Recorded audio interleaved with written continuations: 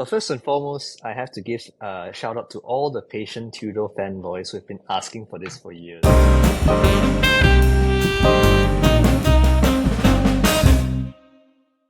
Everyone, welcome back to another episode of MyWatches podcast, episode 25. I know it's been a very, very long time since our last episode. I believe it's in August. But yeah, apologize for that. Ultimately, this side passion project, it's ultimately a side passion project, right? We all have our main job, family, friends, and everything to go to. And lots of things within our own personal life as well. But I think we owe it to everyone and to ourselves as well, with the yearly release of new watches, Watch and Wonders 2024, to do a very quick episode on the new releases and what are our thoughts, what are our opinions as well, right? We're going to go a little bit lazy today in terms of lazy mode. We're just going to share screen directly on the brand's website and go into each individual watches, from Rolex, Tudor, all the way to Zenith. We won't go through everything, just the ones that caught our eye, and we're just going to talk through the latest release, right? And once again, we have Woody here today at Watch Addict WT. The rest of us could not be there, but the show must go on, right? So first things first, wristwatch check. I'm gonna go. I think I have I'm not sure if I mentioned this yet, but if you've seen the Instagram post, one of my latest, NWA, which is the Santos Dumont large, I believe. Yeah, large stainless steel. Quartz, and I've been wearing it a lot recently just because it's getting very lazy for me to really wind the watch at all the time. So I do appreciate a quartz movement right now, no longer a mechanical movement style, and I've been wearing this a lot lately. Yeah. Very nice. I have to say that one wears very well on you. The wrist shots are particularly nice. As for me, I finally caved into a good old Casio. This is their one of the most recent G-Shock releases with, they call it the hidden glow. So under the right light, this entire dial actually glows in the dark. Bit of fun, it's like, it looks very muted, very legible though, because it's a complete contrast. And lots of fun for a low price. Awesome. All right. So for more info on Woody's Casio / G-Shock obsession, check out his own Instagram. He even got his kid a new Casio, digital yes. watch. Yes. Yeah. That's the right way to start off the journey. But yeah, very interesting. Do check out the Instagram post. I think we're a little bit more active over there versus our podcast, although not as active as where we want to be. But we're slowly coming back. Yeah, very. All right. So starting with the first brand where everybody talks about in any releases in any yearly watch event, right? The crown, right? The king, Rolexes. In this particular year, I would have to say, just jumping into my thoughts on the overall releases, it's going to be a little bit underwhelming, or should I say very underwhelming. But I sort of take it as a good sign, which I'll talk more about it later, right? So jumping right into it, I think it's the only stainless steel releases Yes. in this year, Yes. right? Which is the Yep. the GMT. What I'm not sure if they have a nickname for this yet, but it's a black and gray GMT, sort of like the old all black GMT, just that it has this gray half right now, right? You have the green arrow and everything, the green GMT text and so on. Yeah, so this is the new GMT, comes with both Oyster and Jubilee. I quite like it, to be honest. I think it's a watch for people that really want something subtle, but not too boring. Not something like versus the all black. I would take this over that. You have that just nice contrast and a proper GMT that shows the night and day, but not too in your face, not too loud. Versus the other GMT in the catalog, this is the ones that is the most subtle. And it's a nice touch. It's a nice touch of gray, a nice touch of green. It's probably going to be very boring in comparison to others in most people's eyes. But if subtle is what you're looking for, I think this is a nice addition. Yeah. I think so too. It's clever. It creates enough differentiation to the 116710L and the black one with the green arrow, which means that those with that get a little bit of that value retention. It's like, yes, I still have something different. It's not something that directly replaces, but it gives a nice touch of something different to show that, yep, this is the new one, but not in your face either. And it's nice that it's a regular production model, which obviously you need to be a certain somebody in a nice list to be able to get it in the first few years, but it's priced the same as the Pepsi and as the Batman, Batgirl, whatever you want to call it these days as well. So I'd see it as a very smart move. There's no real breaking the ground here, but it's a nice new addition which points reference to something they previously released, but sort of makes it a bit different and different enough to not be a pure update. Yeah. I don't think the hardcore Rolex fanboys or the Rolex hype boys and so on would go crazy over this watch, which is a good sign, right? I think it's very much for those who really want something that is no fuss and stuff. Like you really want a GNT and you don't care that you have the black and blue bezel, the best one out of the rest. This is the same exact watch ins and out, just with a different color bezel, different color arrowheads, different color GMT tags, and it's nice, right? So, yeah, I'm sure there will be a bunch of guys that would want this, and I hope with the current climate you will be able to get it easier. It's not going to be easy in any ways, but I hope it's easier for you to get it. Yeah. Fair. Yeah, and then they have the new date rose gold in I don't even know what you call this color. It's nice. I guess nothing much to talk about it. It's a nice color. That's about it. Yeah. Yeah. I think the interesting thing that they've done with a lot of these new releases is a lot more precious metals.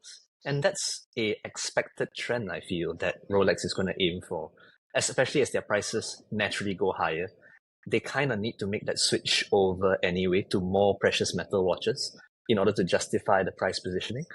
And I think they've done a very safe bet by taking a lot of the classics, introducing new variants, but more in the precious metals than in steel at this moment in time. Fair enough. Right.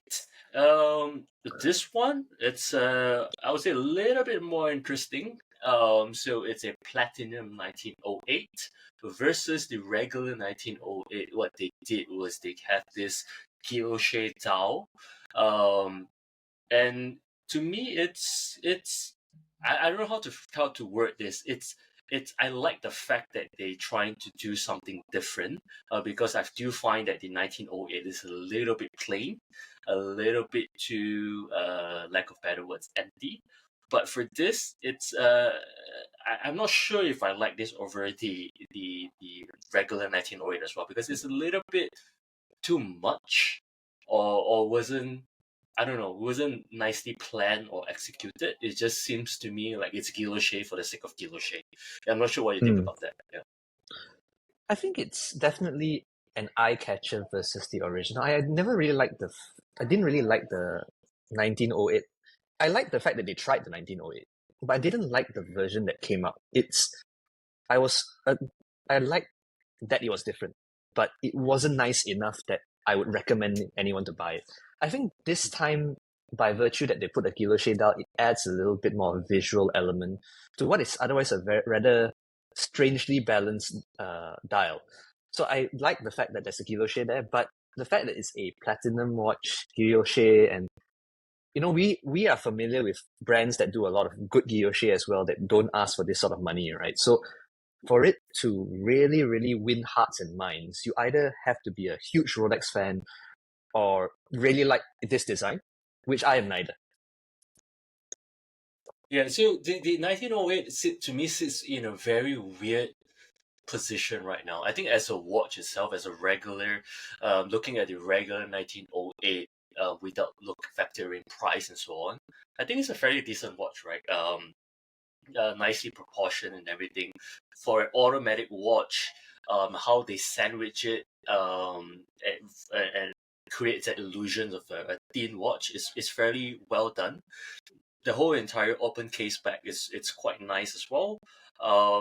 But once you start factoring price and start factoring what you could get out of different other competitors, or what you could get by topping up a little bit more, in the likes of your ALS or Patek, it starts being in a very weird position. It sort of feels like the 1908 becomes a ticket watch for you to get your sports pieces, right? It's very much, it seems to me like that way. Yeah. Yeah.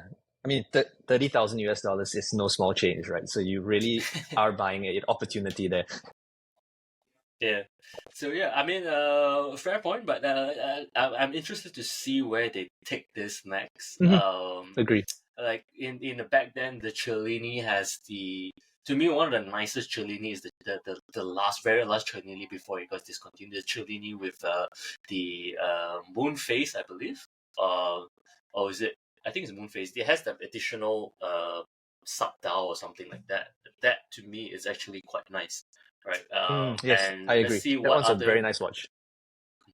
let's see what other complications it's can come up with and so on. But at the moment, it's just neither here nor there. Could be better. Yeah, but let's see. Yeah. Right. And this you have a. To me, this is something that just make absolute zero sense. Right? You have a deep sea in full precious metal. My question is just why? It's waiting to be found by a deep sea diver as a missing treasure in the bottom of the sea left by a rich person. You can be the rich person. Yeah, so to me, yeah, I don't see why you need this. Yeah, it makes zero sense to me. But if you have a humongous risk and you want something in precious metal, and this the yellow gold sub is just too small for you, I guess this is a perfect watch for you. But for the rest of us, I think this is probably just something that we will absolutely avoid. Yeah. Yeah, and then aside from that, then you start we have the flashy Daytonas. I think there's a few other iterations of this as well. Some with the diamonds at the case as well. But yeah, all iced out Daytona. In my opinion, it's not really appealing. Like even I mean, like I personally don't really like diamonds to begin with, but if I were to look in the eyes of somebody who likes diamonds in their watch, like this in comparison to all previous iced out Daytonas, like the rainbow or the other ruby ones and so on, this to me doesn't look nice as well. It just looks sloppy. It's just plain. All right. I'm not sure what you think about that. I actually have nothing better to comment about this. What's more shocking, really, on a segue from this, is the discontinuation of the Le Mans Daytona. I think that one makes it the shortest run of a Daytona that it's ever been had in the Rolex catalog. Yeah, but they are replacing it with a yellow gold Le Mans. Yeah, but apparently there isn't much coverage for that. I'm not sure. Oh, okay. But yeah, there is. Actually, I can't really confirm if there is or not. But from what I've been reading up and what I've been hearing as well, there is a yellow gold. Let me just do a quick Google right now. Actually, yellow gold Le Mans Daytona.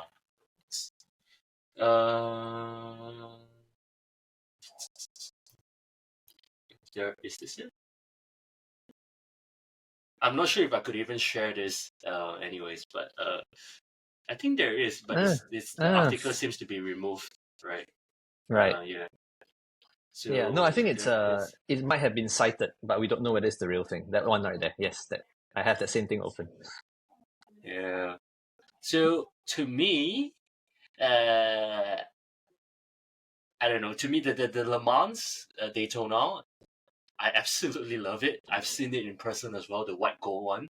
On how it's, I think it's was that the cheapest Daytona you can get with a open case back, the exhibition case back, and the sunburst of the dial as well was really really nice.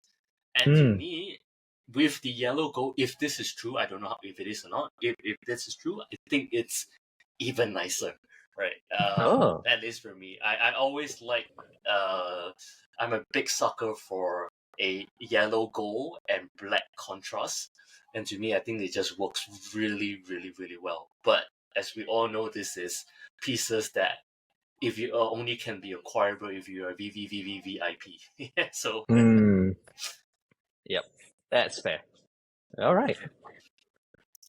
okay, right. So back to here. I think you have a couple of new sky dealers in precious metal. Yep. I don't have anything much to say about that. It's Nah. just yeah. That's about it. That concludes it. So in comparison to like I believe like maybe like 4 years in the running, this is very very underwhelming for Rolex, right? Like previous year you have like your the Sprite. I think the Sprite is previous year. No, the Yeah. Guinness, the Yeah. Guinness, and then the Sprite, and you have like your the likes of your new sub, your new Explorer.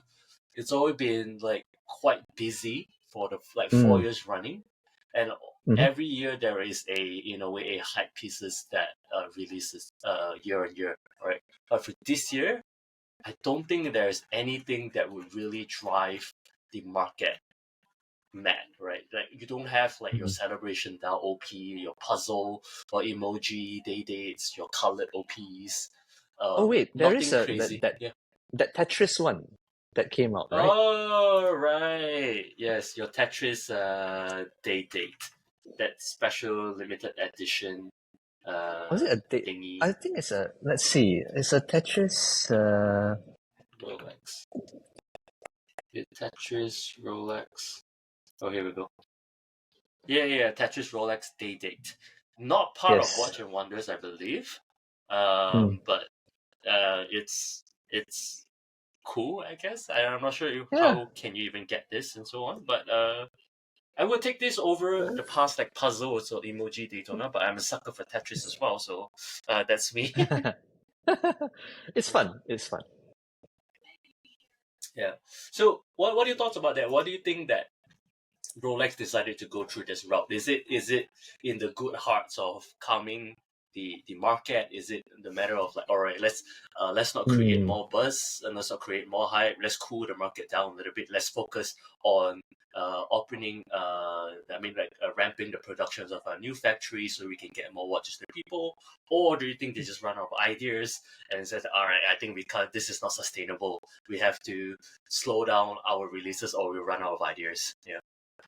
I don't think it's a case of them running out of ideas. I think they are in a very safe position right now. They've got market dominance at the moment. They kind of have to slowly, progressively move towards even higher prices. That seems to be their aspiration, going up market to challenge the APs and Pateks of the world already. And in order to get there, you can't take too major risks. You just have to keep plugging at it, and you still have massive demand for your pieces, right? Like all your base level models are still very much in demand, still trading over, most of them trading over retail. So you're in a very good place. In any other commercial industry, you would say you can rest on your laurels for a while and find your next big hitter, right?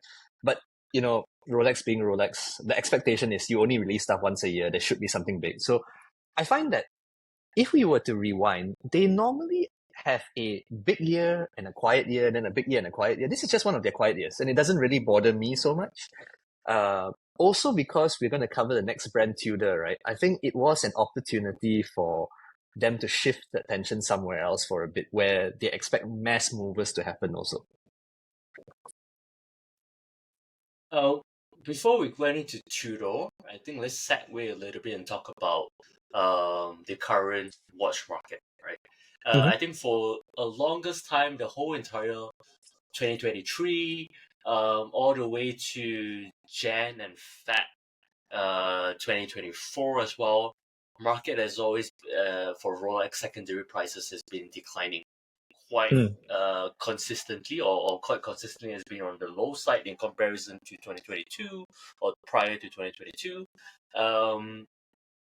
But recently, I think maybe like a month ago, you see prices picking back up and quite rapidly as well, right? In just to give an example, like in the start of the year, in Jan Feb, you could get a 36 Explorer new for about 34,000 ringgit.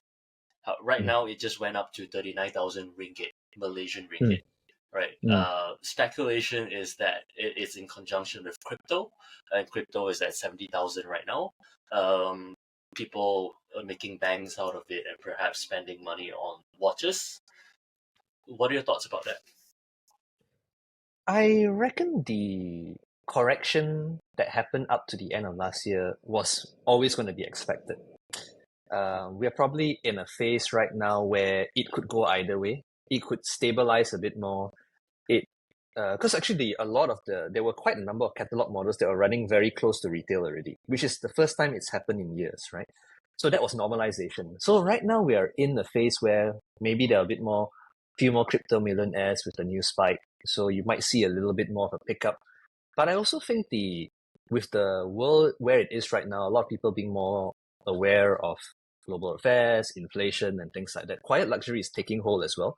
So as a result of that, a lot of what used to be flashy stuff is not where the market's looking at the moment. Those in the know are looking at something slightly different, something more understated, and things like that. So I don't really speculate on price. I think where we are right now is a market of where it should be closer to as a more stable long run, because prices in the retail have also gone up to match to find that midpoint.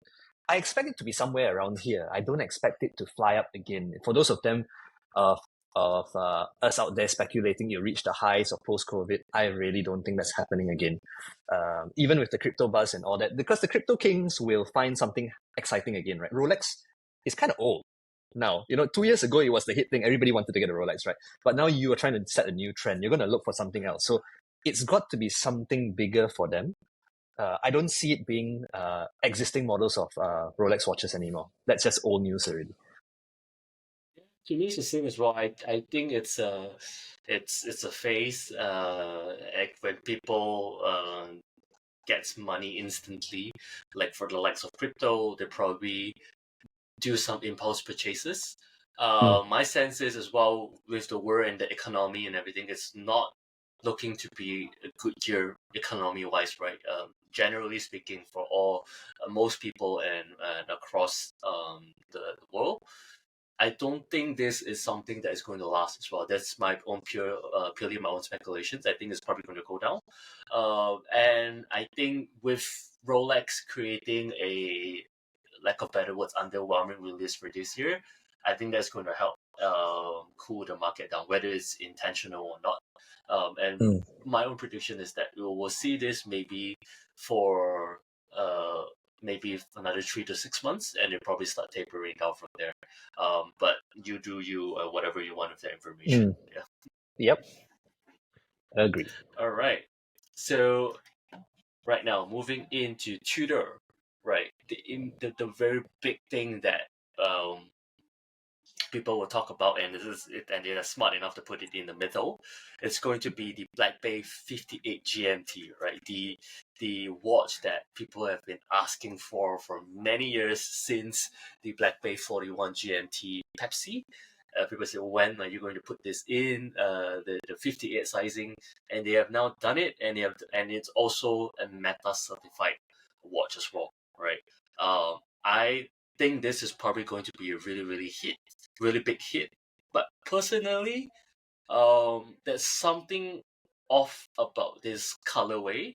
I don't know really what it is, but I yeah, if this was released back then, when I got my Black Bay GNT, the Pepsi variant, I would probably still go with that over this. All right. Yeah. What are your thoughts about this? Well, first and foremost, I have to give a shout out to all the patient Tudor fanboys who've been asking for this for years, right? I make fun of them every single year because it's like, you have to wait. That's the Tudor way, right? They'll get it to you at some point, but you got to wait a while, and it's finally come. But in the same way that you're asking me the question, right? In the same Tudor way, they'll give you most of it, and then they take something back. So what they've given to you is, you've asked for a thinner one, they've done it. Smaller one, they've done it. Black Bay 58 T-fit class, everything done. Job well done, right? And then they throw you a color that will not be immediately what you want. So it's burgundy, black. There's a little bit of darker maroon red, and then there's still that gilt all over the place, right? That Fortina look. It's kind of out of place, right? But that's also what they normally do. The first version is never going to be the one that they tick all your boxes, right? So for me, it is what it is. If you're patient, I'm expecting the second or third color that comes out to be even nicer. But if this already floats your boat, the same way that the original Black Bay 58, which, if you think about it, when the first Black Bay 58 came out, it was gilt, that little red dot, it was a little bit on your nose. Fortina all over the place on your nose, right? It still did the magic. So this one is probably takes a bit more of a quiet taste, but it's around that same space as well. So it's whether you can accept it. But I would say that, if you've been waiting for this a while, you have no problem with the colorway, by all means, this is great value GMT. They even bothered to make a new movement to make this happen, because the existing Black Bay 41 GMT's movement was never going to fit a case this small, right? And this thin. So I give a shout out to Tudor for achieving all of that. But you're not going to get the colorway that you want. So if you're looking at the original Black Bay GMT 41 colors, I think they're coming. That's not going to be a 2024 thing. As in the Tudor way, wait. Yeah. It will come at some point, but not immediately. Yeah, so if I were to wear my business hat and stuff, I totally applaud Tudor for doing it. Because it's the right business move for it, right? I mean, if they were to give you the colorway you wanted and stuff, you're essentially going to cannibalize the Black Bay GMT 41 millimeter, right? That's totally gone, right? Because your 39 millimeter size for the 58 fits big wrist, small wrist, and so on, and you essentially would able to do that. But it's a problem that Tudor needs to face as well. The catalog, it is getting a little bit convoluted, but at this moment, it works, right? It's a superior movement versus the original Black Bay GMT as well, being meta certified, smaller, thinner. What more could you ask for, right? So yeah, the color, it's not for me. But if it's something that you like, and to be fair, this is also something I think this is quite clever, because they know that people have been asking for a Rolex GMT Coke. It's not exactly a Coke here, but it's somewhat there, and they know that, all right, we know that you want this. We're not going to give you in the Rolex way, and we're not going to give you exactly that as well, but we're going to give you in a 58 format, in this color. So if you want it, Otherwise, you have another, I don't know, maybe 2 years, maybe 3 years, maybe 4 years. Yes, it depends on your patient level. Yeah. Correct. So well done, Tudor. And I think the nice thing about Tudor is they kind of do it in such a nice way that the enthusiasts feel happy. It's like, I finally get it, and I don't mind giving you a bit more time. It's like one of the few brands that you almost feel is listening. It's not many watch brands seem to do that, but they seem to do it quite well. So shout out to them.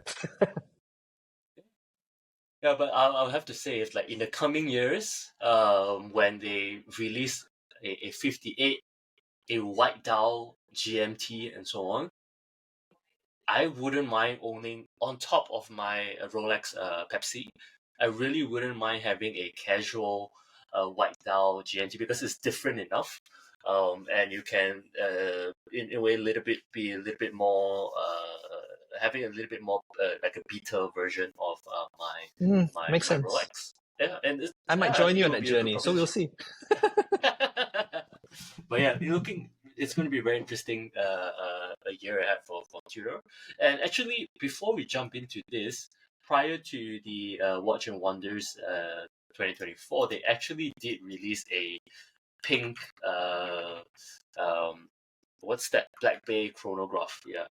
That is in conjunction with the Inter Miami, because Mm. David Beckham is one of Yes, the yes, yes, yes. ambassador for Yes. uh, Tudor. Right. So I'm not sure what you think about that. Oh, it's called the um, Black Bay Chronograph Pink. Mm. It is very, very gimmicky.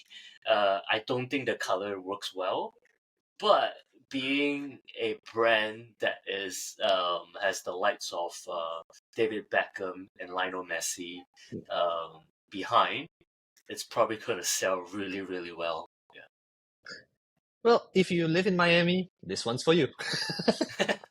Yeah, yeah. I do like the GMT on the chronograph though. I have to. I mean, not the the Jubilee or call it what the 5 link bracelet Uh, on the chronograph. I do really mm, really like it though, especially being a owner of the ex owner of the original that's Black Bay true. chronograph. That's true. It's the Jubilee works really well for some reason, but at the end of the day, I'm really biased for Jubilee bracelet, anyways. Yeah.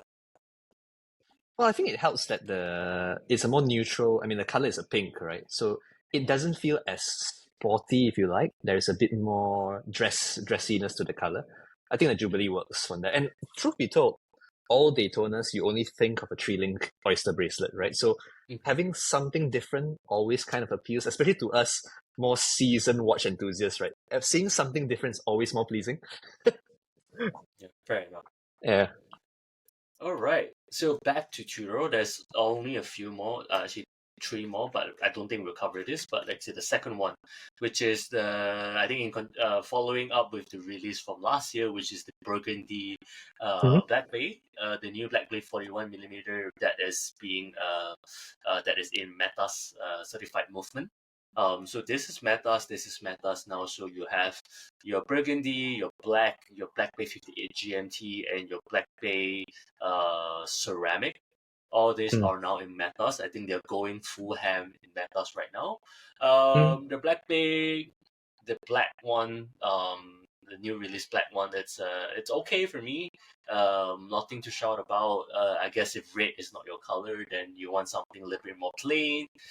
This is something for you, I guess. I don't have much to say about this. If versus this and the Burgundy, I will take the Burgundy any day. Yeah. Well, simple answer for you, and I will move on right after that. Mm. Like I said, you wanted something more conventional. Doesn't come out in the first year. You wait another year, you get something more conventional. That's Tudor for you. Right. No. Yeah. All right. And then the last one, which is your Black Bay 58 in full 18K gold. Right. It's sort of a question of why as well for me. But take that aside, the looks itself, I quite like it. I quite like the aesthetic of it, the entire brush look of it. Like because like in most Rolex catalog for like a yellow gold precious metal, it's a lot of it's heavily polished.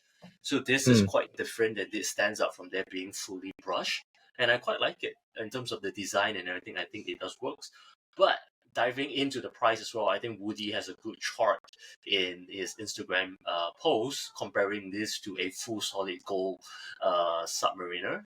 It's only about 2K US dollars different. So back to my question, why? Yeah. Yeah, I mean, I also put that in the Instagram post, which I say that this is really Tudor being the experimenter for the House of Wilsdorf. So what they kind of do is they take experiments to see how far a Tudor piece in terms of price can really, really go, right? And they then see if the market will accept it. They don't expect to move this piece in droves, right? It's a small market, small unit release and all that. But if you have a few buyers, then you know that Tudor's market value has gone to a level where it's not very far away from Rolex anymore. That's very good information for them because it's consumer information, right? And they do it tastefully enough that it can stand on its own merit as well. So it becomes a case of, do you like Tudor enough to say that this watch in full gold is worth the money? So my view is the more people buy this, the faster Tudor knows that they can chase after the Rolex prices of current. and go up market. Because Rolex is going up, Tudor is going to go up as well, right? So they know that they've got ways to go already. So it's a signal for them. It's an investment almost to see how that works out. So what I think is that's why I think what you mentioned is right.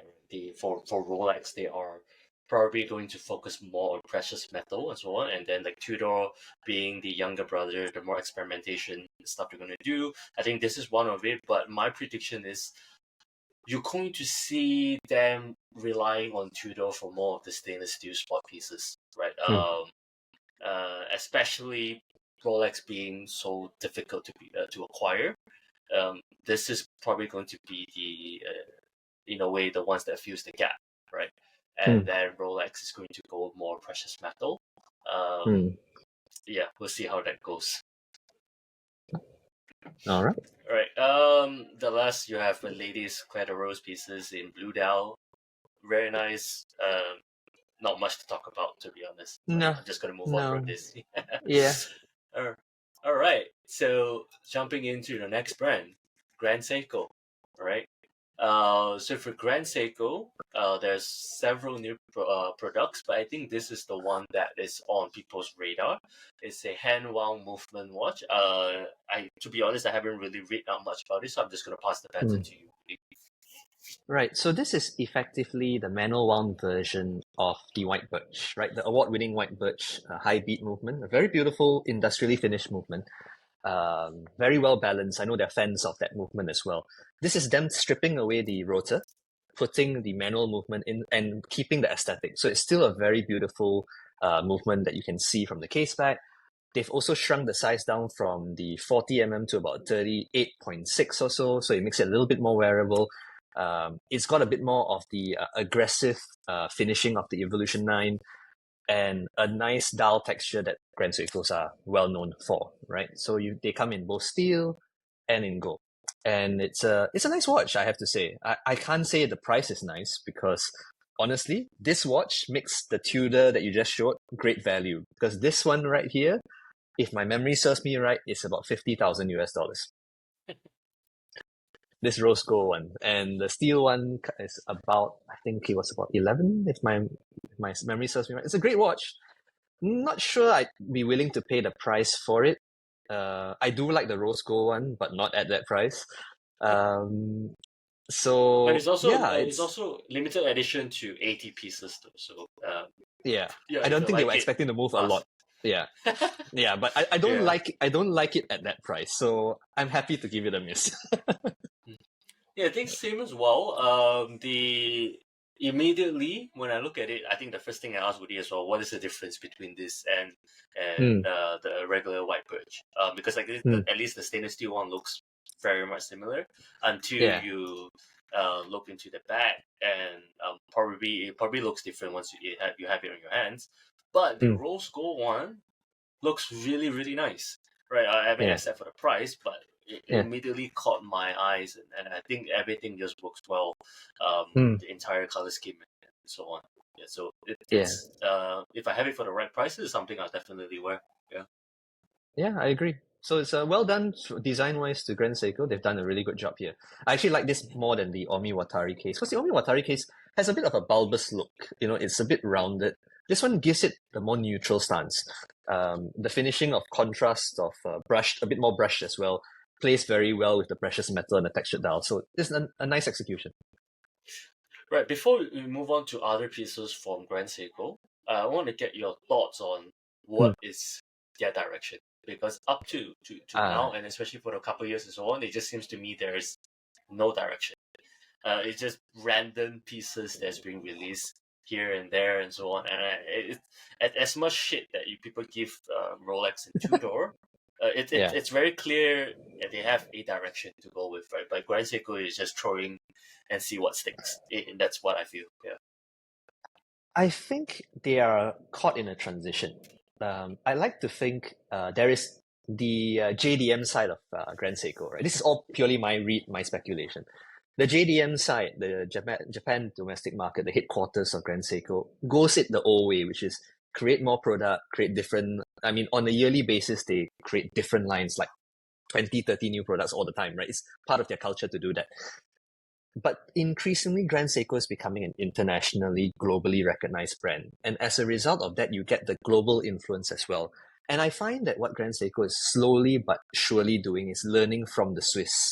And what that means is you will find these products becoming a little bit less. They won't have that many. And when they do, they also ensure they put a price premium on the limited edition ones. And the regular production ones will also creep up in price because they know that people have been saying that for the finishing that they do and all that, it's comparable with anyone out there, right? So they are just adjusting to what people have said. Now, in terms of overall strategy, I do expect that as they are learning now how to price from the Swiss, right, they will eventually learn how to do the less is more from the Swiss as well. It's shaking off the old, going into the new would mean them releasing much less as the year progresses. I expect to see more of that happening. I haven't fully tracked the past few months, but I remember that it's almost every 2 weeks that you get a new Grand Seiko being announced. It felt a little bit quieter this year. It's like it's slowing down already. I expect them to learn that from the Swiss as well. Not to Rolex or Tudor level, but it will progressively reduce because they're going to find a balance at some point with the global influence coming in. Yeah, to me, I think you hit the nail. I just feel like in the past couple of years, it just feels like Grand Seiko is operating in like different teams. Like it feels like your Evo 9 team is doing their own thing, and then your other team's doing their own thing, and it feels like you're just not talking to each other, and it's just like, oh shit, right now we have 10,000 things that we need to launch. But hopefully that change. I think we are all secretly rooting or not so secretly rooting for Grand Seiko to succeed. It's just a little bit confusing where they're heading to at this point, and especially they were always the ones that is the best bang for the bucks for the longest time, and just in the recent 3-4 years, it just seems to in a way lost the identity or trying to figure out identity, as you say. But interesting to see where they take off as well in the future. Agree. All right. I don't think we'll touch on everything, but the last thing the next thing I want to say is they re-released not re-released, I think the second iteration of the Kodo. Not too sure what's the difference as well, but the first one is limited edition. The second one is limited edition as well. Still a very, very nice watch, in my opinion, if you can get it and if you can afford it. Fantastic.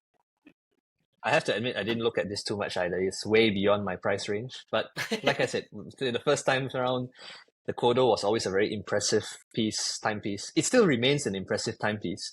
I'm very interested to know how many they've managed to sell, though. It's going to be an interesting case. I think the first one was limited to 20, and then the second 20 as well. Yeah. Okay. So it's 2020. Yeah.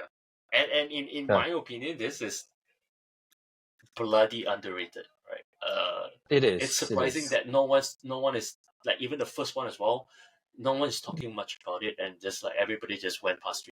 Right? There was like the initial buzz about it, and then it was gone. And this is what horology is all about, right? It's like mechanical advances and mechanical marvel. But yeah, it is. it's sad to see that it's a little bit underrated. But let's see how it goes. Agreed. Yep. Probably the next thing that I'll probably talk. Well, this one is pretty cool too. This diamond splashy texture that they have. It's pretty interesting. Yeah, they call it the Genvi Valley, and it's a limited edition watch of I think 1,000 pieces.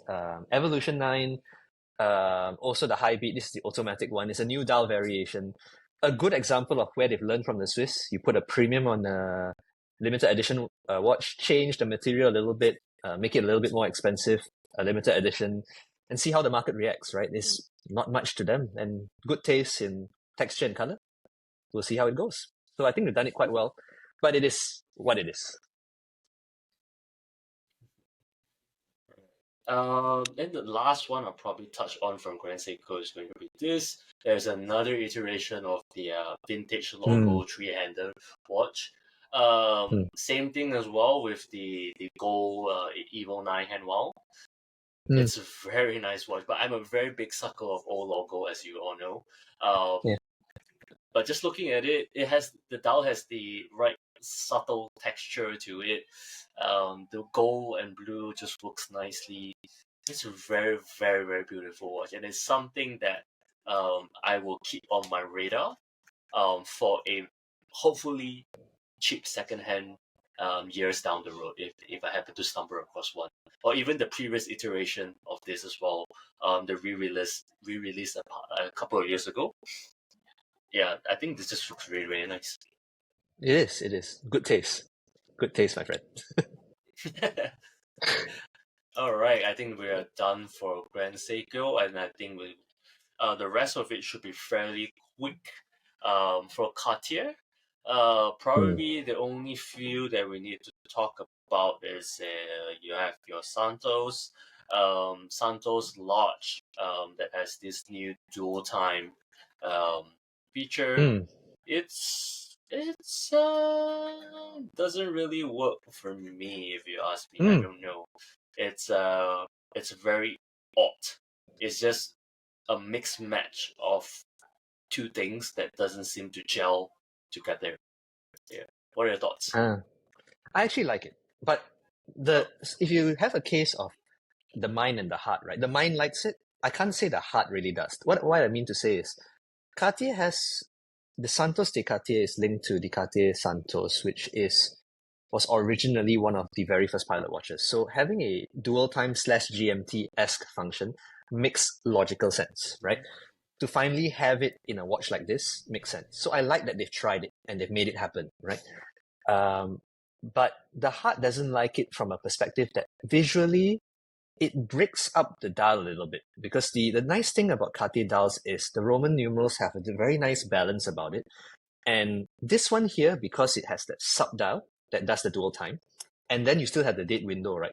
It sort of strips away too much of the clear identifier of Cartier, which makes it lose that visual strength that Cartier watches often have. So I'm a bit on the fence on this. I like the fact that they've done it. I don't know if they could have done it any better. Will I buy something like this? Probably not, but it's nice that it's done. It's been done already. Yeah, but fair part. I did think about that point as well. It's can you finally classify this as a pilot's watch now? It's like, yeah, it's a proper true pilot's watch, right? I guess in a way. But yeah, I guess the idea of it makes absolute sense, and now I think of it, it makes it better. But as you say, the overall aesthetic of it just doesn't work well to me. It just feels like two pieces doesn't belong to each other. Yeah. Fair. And you have this, which is your Cartier Santos Dumont Rewind, which goes the other Backwards. way, backwards. I don't get it.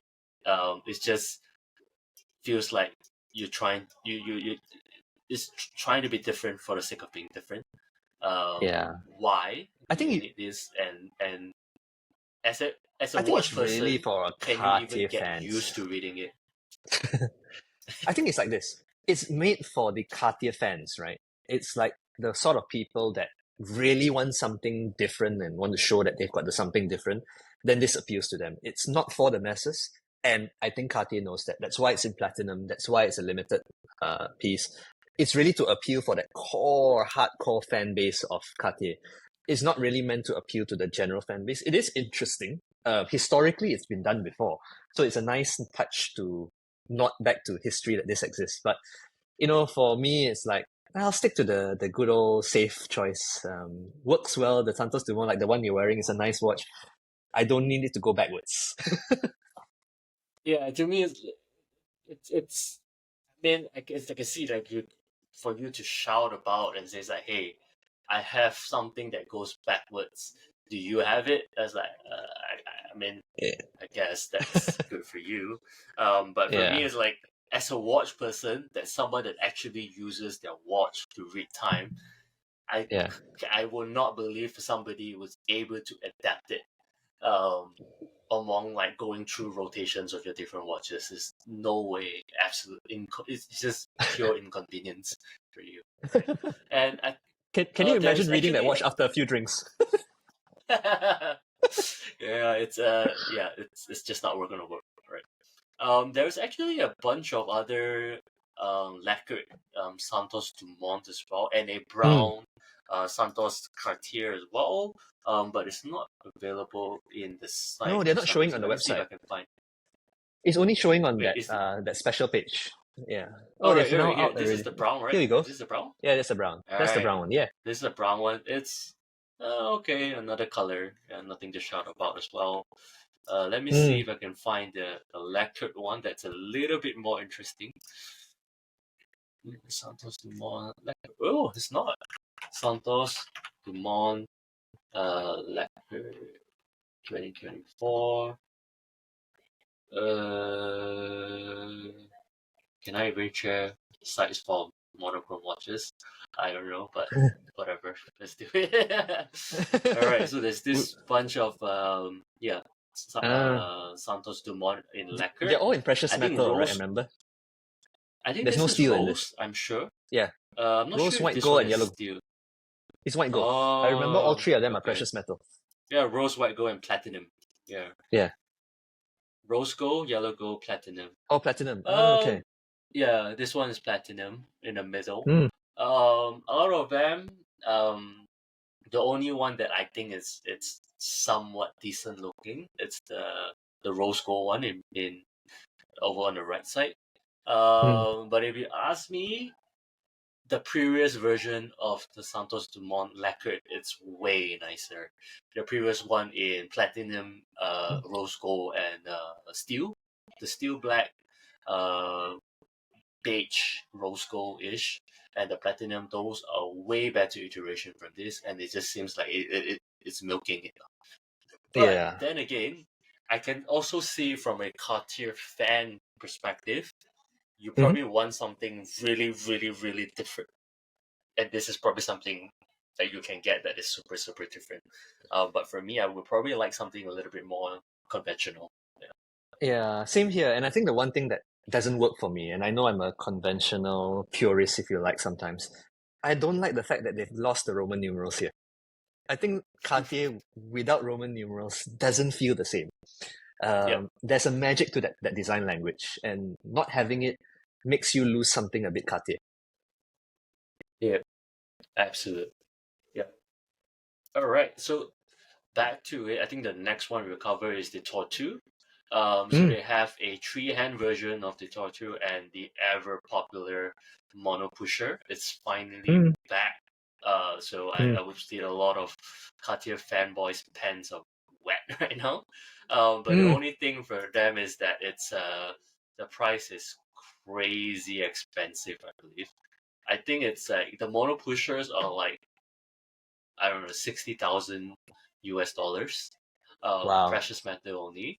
Um, Mm. would you pay that much for it? I don't know. Really, yeah, No, it's yeah. really purely for the Cartier fanboy. But I have Yeah. to say, if this, like the Mm-hmm. regular two-hander one Mm-hmm. versus the old Torture, the old one just looks better. For some reason, the new one, I think they slim it down and just Mm. there's too much dial for some reason, and to Mm. me it just looks a little bit off in terms of the proportion. Yeah, let me put on the Torture. Let me see if I can find the older pictures of the Yeah, older you're one. right. Because Yeah, it's become a little bit more this elongated, right? It loses a little bit yeah. of that.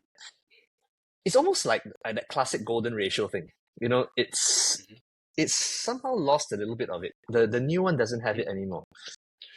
So the old one, it feels like, all right, the case is hugging the dial and it just feels right, and then the Mm. new one is just like, Yeah, I something's don't know missing what the here. reason. Yeah, Yeah, yeah. something's missing here. Something for the fanboys only, I guess.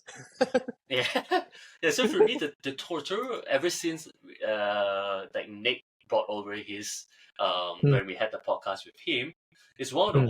one of the shapes that I actually really really like. Mm. Um, and I thought, oh, maybe this is something that I can consider buying. But after looking at Mm. the new one, it's just, yeah, something's missing for me. So good for my wallet, I would say. Yeah, All right. yeah. But As I a suspect the sorry, go ahead. no, I was just gonna say, as a chronograph fan, I like the idea of a mono pusher chronograph, but that sort of price, nah.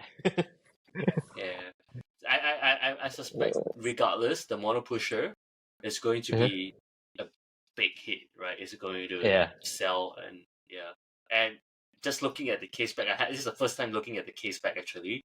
It is it is gorgeous. nice. It is very It is nice. gorgeous, right?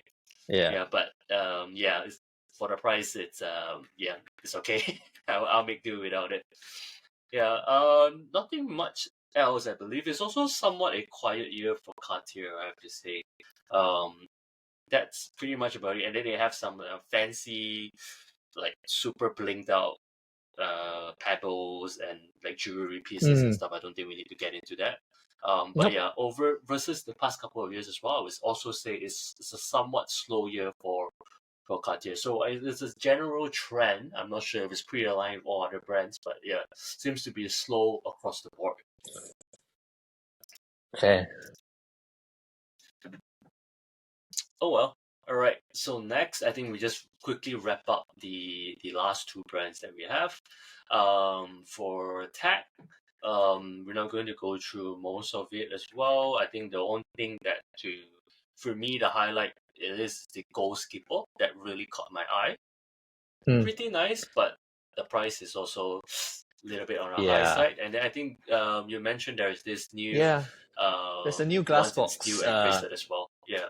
Yeah, it's a nice touch, and it's only I know I say this with tongue in cheek, but only $200 more for the bracelet version. Like you compare with the black one just now, it's just $200 more, a slightly different dial, almost similar execution, same case, and you get a panda versus a reverse panda, right? I think it's done quite well. Good design. The glass box is a winner of a design, and I think they've done well here. Mm-hmm. Yeah, so I think is this the first time they have it on the bracelet? I think yes. This is the first bracelet, for a while. I mean, the glass box with a bracelet. I think so. You could be onto something there. Mm-hmm. Right. So I mean, I think that's really good news, right, for the ones that have bought the previous glass box. And to me, the Yeah, blue one has always been the nicest. Now it's yeah, your time to add in the new bracelet, right? Give yeah. your watch a whole new life. Okay. Right? Good point.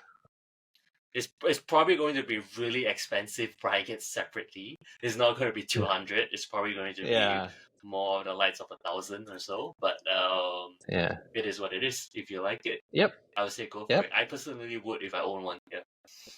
Yeah. No qualms there. All right. And I think the very last one we talk about is the Defy Skyline chronograph from Zenith. Yeah. It's a okay watch. Aesthetically, at the dial itself, it looks quite nice to me. But I always have the problem with the new Defy, and especially Defy chronograph Extreme and so on. Is just humongous, right? I'm Hmm. always a big fan, especially an owner from the original Defy. Defy. Yeah. Yeah, the Skyline is just not a good improvement in my books, and it still is not a good Hmm. improvement in my books as well. So I have a question for you, James, when it comes to this, right? Because you've experienced a AP chronograph before, Royal Oak chronograph before, right? Mm-hmm. And I think this is trying to channel a bit of that. Like, how do you find this compares to something like that? Oh, okay. Well, take the brand aside out of the window. This is a way better buy than a 38mm Royal Oak chronograph, right? Hmm. I'm not sure if I said this before, but the 38mm Royal Oak chronograph is a shit Hmm. buy. Right, you're purely Right. buying it for the AP logo. Right. You do get the what's that? The signature bracelet, Mhm. which makes it shine, and the signature octagon case and so on. But that's about it. You're paying a very, very, very big premium for a shit movement that is not even theirs. That doesn't have a case back, and you have the very annoying 4:45 date window, which is not balanced. Hmm. It's I will have to admit, it's also a watch that it's easily blinded. What I meant by that is when you first got it, it's oh, it's nice, it's AP, it's Royal Oak. But once the dust settled, once the honeymoon period is over, you realize that 38mm chronograph is not good. And it's bad in almost every single way. So in that element, if I compare the Defy Skyline chronograph with something like that, go for the Defy Skyline chronograph. Fair. The only reason I raised that is this Defy Skyline chronograph runs the exact same movement as the Chronomaster Sport, which people call it the Zentona, right? And it also runs the exact same movement as the Chronomaster Original, which is closer to the original El Primero case, right? A386 case. Now, all of them run the same movement. All of them have slightly different bracelets. Arguably, it gets better each time up to the Defy Skyline, but price also goes up to the point of the Defy Skyline. And if my memory serves me right, this is around the 12 to 13,000 price range already. If you can just click and see, I can't really remember now. But the reality of the matter is, the reason they can price it like this, in my honest opinion, is because it is still less than half of a Royal Oak chronograph. For everything that you said just now, right? So you get an integrated bracelet kind of look, a chronograph, by a reputable chronograph movement maker, Zenith, legendary for that matter, and you get it for that sort of price, which is still around the price of the elusive Daytona instead, right? So it's a contextual thing. So Zenith has completed their Defy, Sport, and Chronomaster Original to all have the same 1/10 high beat movement now. They're streamlined it across the board. And now you have this watch. So well done to Zenith. But how that pans out for them, I'm not sure. Definitely a better buy in my view, similar to your conclusion, versus a Royal 14,000. Yeah, it's about So about 13. $14,300. Yeah. Yeah. So yeah, that's my thoughts about it. Yeah, it's a little bit steep, but I'll have to say I think the Zentona.